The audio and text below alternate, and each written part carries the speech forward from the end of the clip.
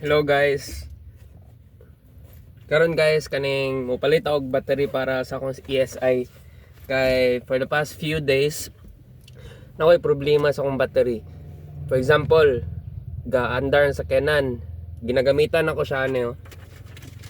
Namo ko yung voltage meter good wait lang. Excuse. So muna yung ginagamit voltmeter while the car is running. Ang voltage niya is around 13.9 to 14.1. Usahay maabot siya 14.2. Ang problema pag i-off na ako sa Canon, balag mga 2 seconds lang, tapos i-try na akong start, di na siya mo-start, mo click ra siya, usahay slow cranks, usahay kay rapid na clicks. Dahil ang isa po napansin ako, ang aircon guys, balag full, dili siya bugnaw. So ang gibuhat na ako is karon lang jud na akong gibuhat. Gamit ang battery sa akong mama. And then after nawala ang problema, nawala ang no start na problem. And then napansin na ko na nibugnaw balik ang aircon. Muna akong napansin. So burag sure na jud ni na battery ang problema. Karon guys, one click na siya permi. Bali ang gamit ako na battery karon is sa akong mama. Gikan dira sa iyang Honda City. Diba? One click. Tapos mag-aircon ta.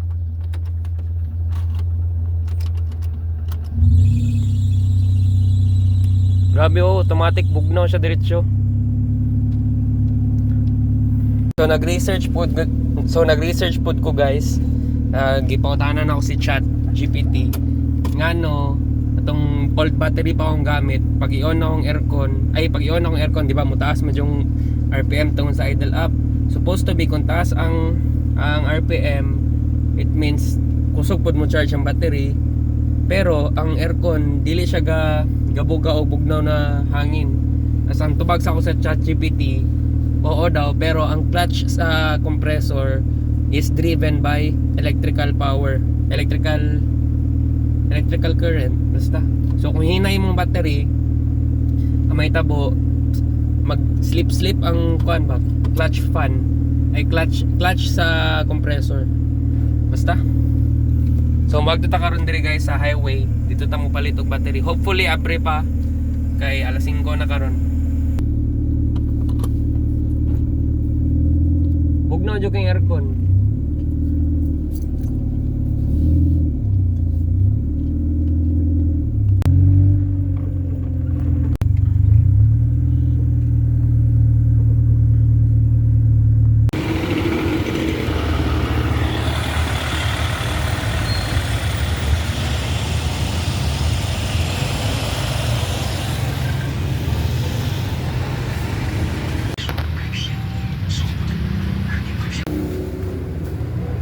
Yokohama.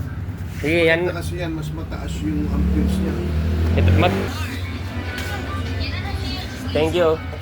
So muna itong kwaon guys, Yokohama na NS60.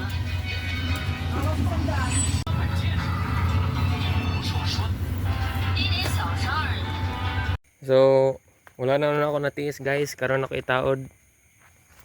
Kita na ako sa inyo ang setup. Ang mga sakyanan sa gawa sa balay. Kay saba kay dito sulod mong pag start na ko ning ESI. So di na ako ka video, ugma na siguro ang next na vlog kay i-review na ko ang bago na battery. So balik na akong battery ni mama. Kani ang battery guys kay N40 lagi. So anti-mailan guys kung asa ang negative na wire. Tanaw na ninyo asa ang wire na grounded sa chassis. Kani ang negative. Karon guys, we're just driving around trying to test the battery. Gitry na ko. Kanang saba guys, kaning kuha na siya. Kaning alternator belt. Pero karon guys, ga stroll rata dire sa among municipality. Ngita tag 7-Eleven na naay ATM machine kay mag-withdraw ko. So far guys, so good. Gitry na ko og onta ng accessories, aircon, aircon ko karon bugnaw kayo. Pero taas kayo ang RPM. Wait lang. So mo to guys, gi-on ako tanan ganina, tas gi-turn off na ako sa Kenan while naka-on ta ng accessories. Tas gi-try na og start. Ni-start na siya diretso, one click. So that's a good sign. Hopefully tuloy-tuloy na ni. So far bugnaw jud kay aircon, number 2 pa gay na. So update na lang ko guys.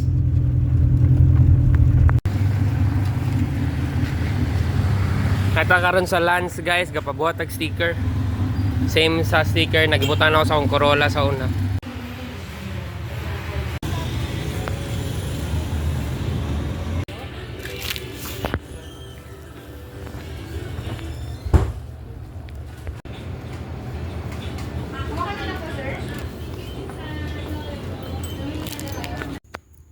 Guys, karon guys, na ako'y gina-focus na problema kay ever since nakuha na ko ni nasa Kenan, dili mo lock ang manubela.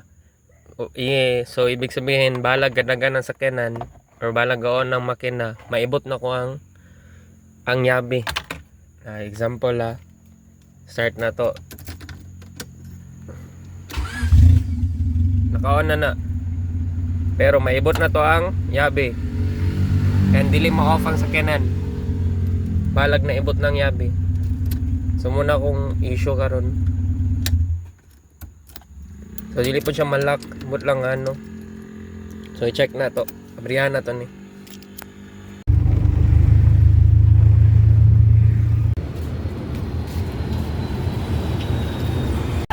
Hiwalay na sila niya, no? Hello guys, nako diri sa akong amigo karon si Derek. Bisaya. Bisaya kasabot kag Bisaya. Hindi ma. Dili ma. Nata diri sa iyang business kay ipaayon ako akong key problem. Kaon sa ta guys while waiting sa yabi. Balik na dito niya. Mitsubishi lang pala nakalagay ah. Malak na nako akong manubela guys. And then working na siya. Katulo na siya mo click. 1, 2. Di na po siya maibot. Unsa ka ni paminaw na akong gikan ni kay Kari ba. Okay, na iniabot na parcel pero wala ko kabaloon sa ni. Mamo ko gi-order. Gikan ni LBC and gikan sa lola ni Hikari sa akong fiancé.